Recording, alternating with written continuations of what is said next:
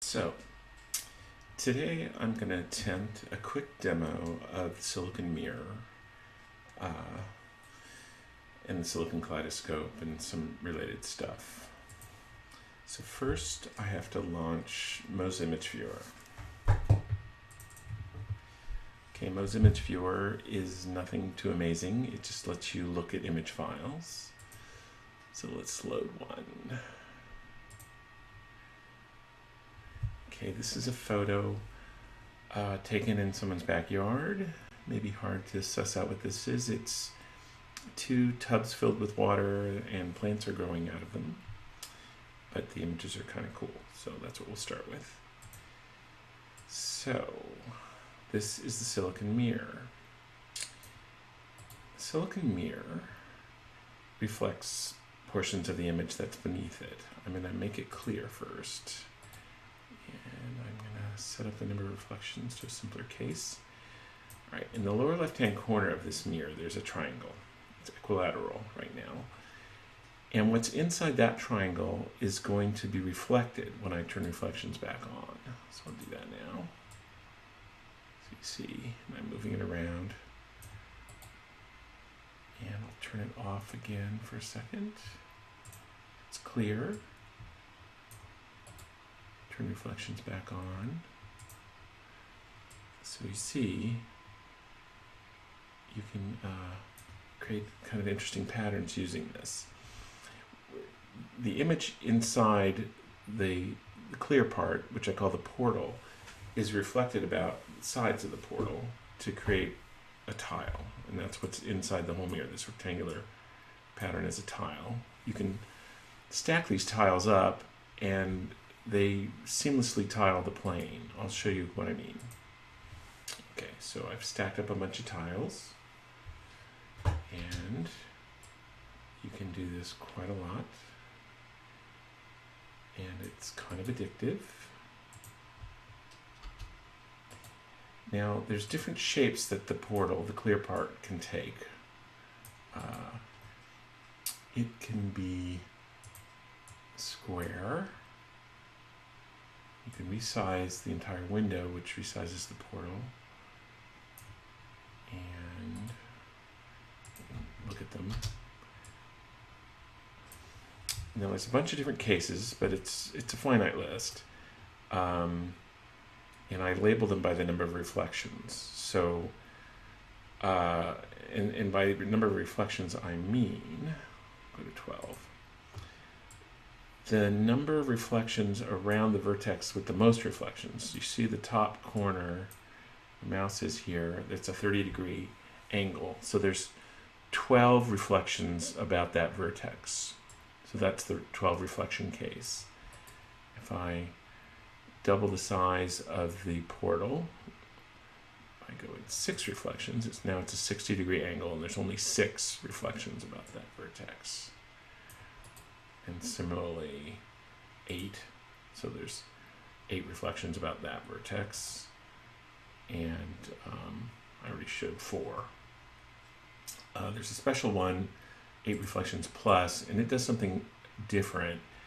It's 8 because around this central vertex there's 8 reflections, but you'll see there's something more going on here. What's happening is the image in this portion of the portal is reflected iteratively towards the corner, and then that entire thing is reflected about the sides of the 45, 45, 90. And it creates another kind of symmetry, which is kind of interesting at the edge of that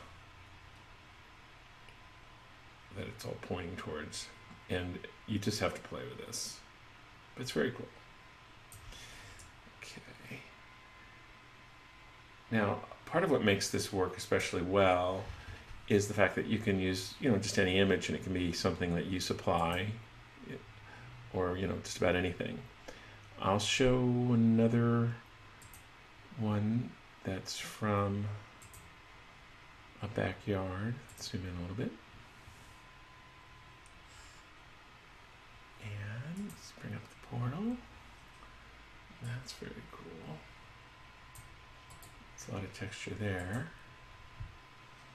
So that's from the leaves in this photo. Let's make it clear for a second. You'd never predict it would give you that.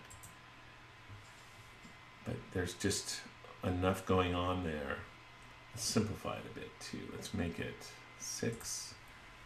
But it'll still be interesting, I'll bet. Yeah. Try 12.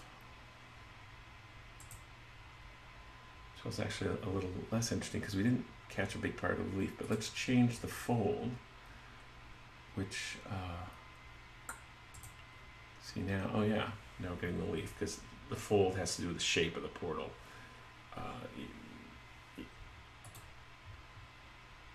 You know, you can flip it upside down. See, it's a little hard to see, but then you can kind of see the triangle. The orientation of this portal is controlled by the fold. That's kind of interesting. Okay. So there's the question of why you want to do this. I cannot really answer that other than the fact that you can create these rather interesting tessellations and use them for web pages or whatever. I'll show you what happens when you start with a fractal image.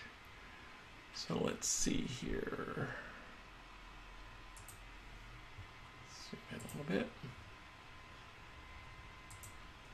Yeah. That's very cool. Where are we? Let's go upper right hand corner. Top right. Let's bring it up there. That's cool.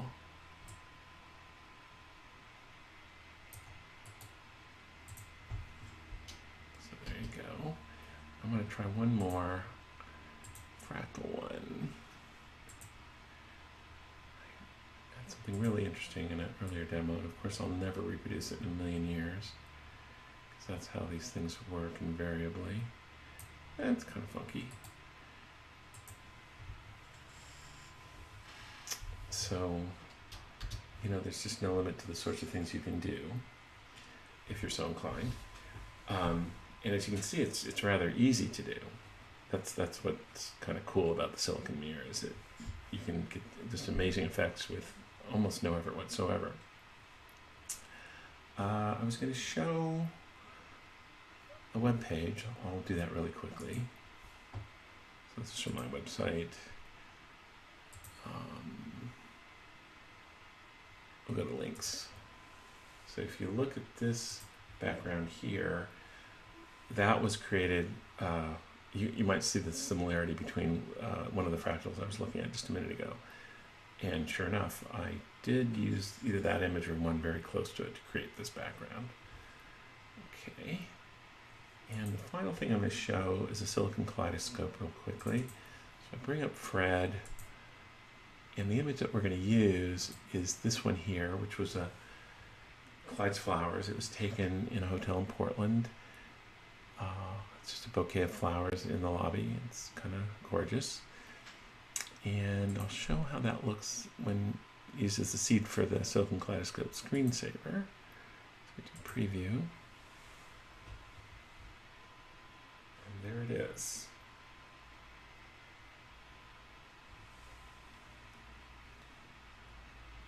And this is quasi-random. It starts in a few semi-standard places, but then it doesn't repeat itself after that. It kind of drifts away and goes wherever it goes.